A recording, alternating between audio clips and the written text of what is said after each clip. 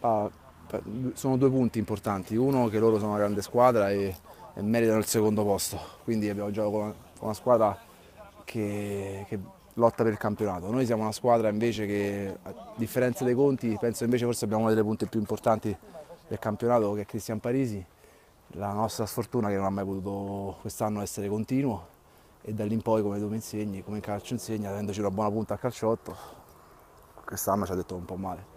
Però non ci piace piangere, loro sono uno squadrone e spero che noi almeno non facciamo i play-out, perché come si sta mettendo ragazzi troppo giovani, poi tante volte viene contestato il fatto che gioca qualche ragazzo un po' più grande. In realtà un po' di esperienza servirebbe a noi, perché veramente oggi c'è stata la dimostrazione che tutti appresso la palla, ma anche i pulcini. Siamo un po' critici, sia noi che sia io che un po' il mister, il presidente.